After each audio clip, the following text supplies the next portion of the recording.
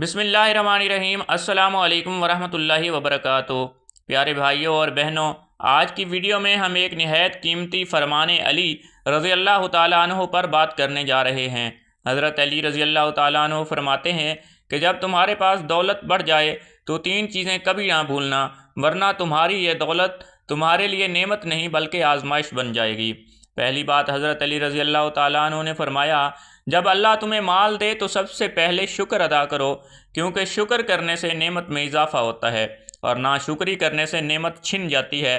یاد رکھو، جس نے شکر کرنا سیکھ لیا وہ ہمیشہ خوش رہتا ہے، چاہے اس کے پاس کتنا ہی کم کیوں نہ ہو۔ دوسری بات، حضرت علی رضی اللہ تعالیٰ عنہ نے فرمایا، جب دولت آئے تو غرور مت کرو، کیونکہ غرور انسان کو اندھا کر دیتا ہے۔ دولت انسان کے ہاتھ میں ہونی چاہیے، دل میں نہیں، کیونکہ جب دولت دل میں بیٹھ جاتی ہے تو انسان رشتوں کو بھول جاتا ہے اور خود کو سب سے بڑا سمجھنے لگتا ہے۔ حضرت علی رضی اللہ تعالیٰ عنہ نے فرمایا کہ جو دولت پر فخر کرتا ہے وہ اصل میں اپنی ہلاکت کی بنیاد رکھتا ہے، کیونکہ غرور کا انجام ہمیشہ ذلت پر ہوتا ہے۔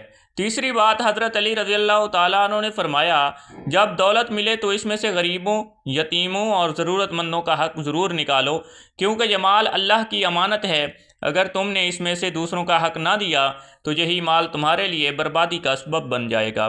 حضرت علی رضی اللہ تعالیٰ عنہ فرماتے ہیں کہ جس کے گھر میں زکوٰۃ اور صدقہ کا حصہ نہیں نکلتا وہاں سے برکت اٹھا لی جاتی ہے۔ یاد رکھو، صدقہ دینے سے مال کم نہیں ہوتا بلکہ بڑھتا ہے۔